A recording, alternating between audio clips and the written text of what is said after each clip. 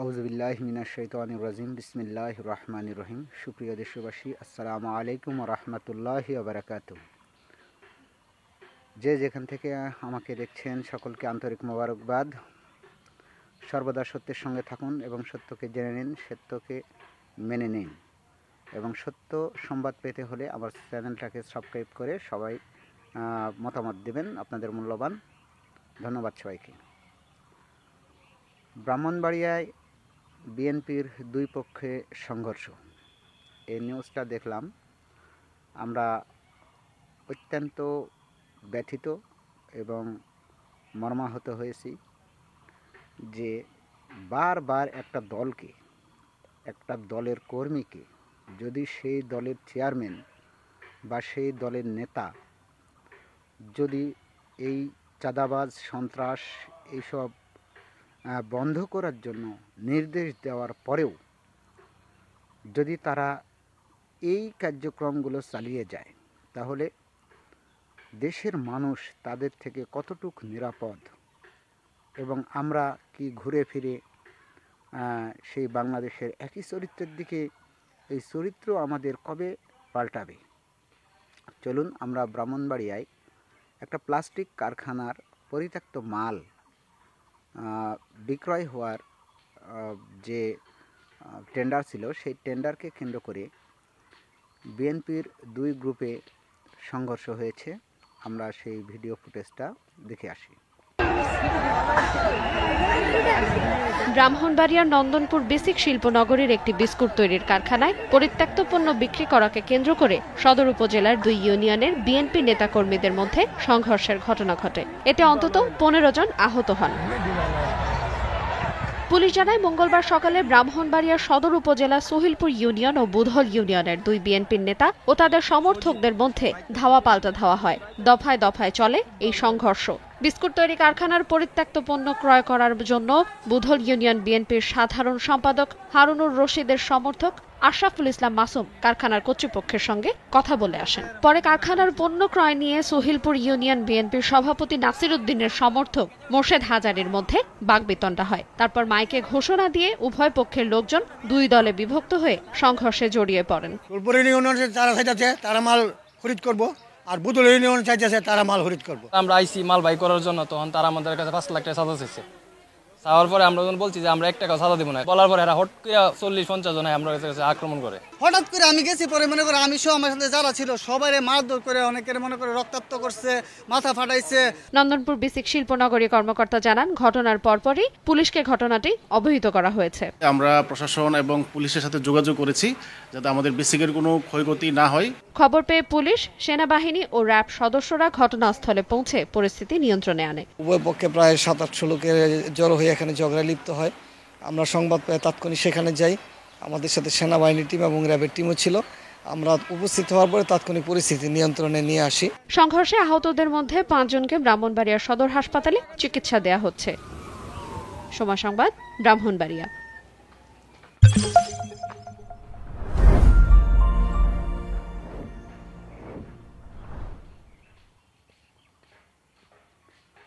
তো ধন্যবাদ সবাইকে। আপনারা জানেন যে এই ব্রাহ্মণবাড়িয়াতেই গত পরশু দিনে বিএনপির যে দুই গ্রুপের সংঘর্ষ হয়েছে, সেই সংঘর্ষের তারা দেশীয় অস্ত্র, বল্লম, টেটা এইসব সহ তারা যে প্রতিপক্ষকে আক্রমণ করেছে এবং বারবার জনাব তারেক রহমান কর্তৃক নির্দেশ অমান্য করে তারা একই দল, মানে বিএনপি যে গ্রুপিংয়ের মারামারি হচ্ছে, এটা কিছুতেই যেন বিএনপির হাইকমান্ড তাদেরকে থামাতে পারছে না। এবং বর্তমানের বাংলাদেশের চিত্র এমন একটা পজিশনে গিয়েছে যে যেখানে একজন ওয়াজ মাহফিলের বক্তা, সেও নিরাপদ নয়। একজন, গতকালকে আমি আরেকটা নিউজ দেখলাম, সেটা হলো কি যে মোটরসাইকেলের কাগজবিহীন মোটরসাইকেল আটক করার কারণে এক থানায় ঘিরে সেই থানাতেও বিএনপিরা হামলা চালিয়ে সেই বিএনপি নেতাকে উদ্ধার করেছে বা তার গাড়ি উদ্ধার করেছে, এরকম নিউজও আমি গতকাল দেখলাম। তো এইটি সরকার কি কে চালাচ্ছে? এই দেশে সেনাবাহিনী সরকার চালাচ্ছে।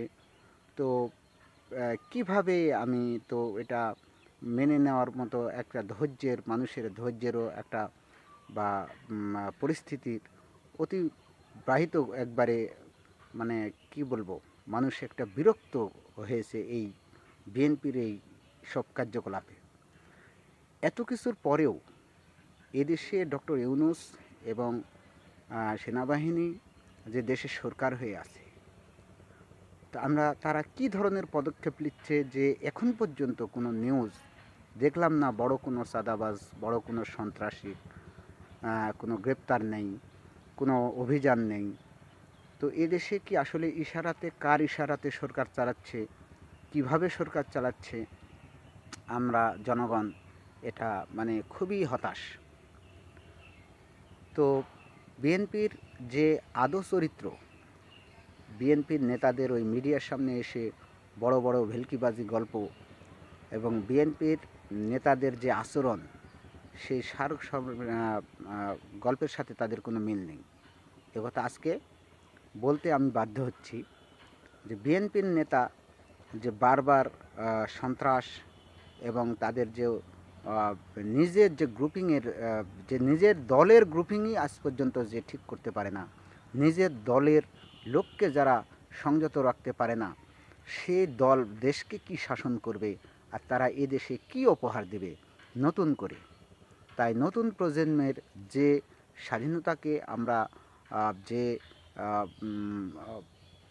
মানে দেশটাকে যে একটা নতুনত্বের যে একটা ইয়ে নিয়ে স্বাধীনতার যে 24-এ যে স্বাধীনতা অর্জন হয়েছে জুলুমবাজকে বিতাড়িত করে, তাহলে এদেশে আবার কোনো নতুন জুলুমবাজের আবির্ভাব হয় কি না, সেই প্রশ্নই এখন ঘুরে ফিরে আমাদের মনে প্রশ্ন দেখা দিয়েছে। ধন্যবাদ সবাইকে। সালামু আলাইকুম রহমতুল্লাহি ওয়া বারাকাতুহু।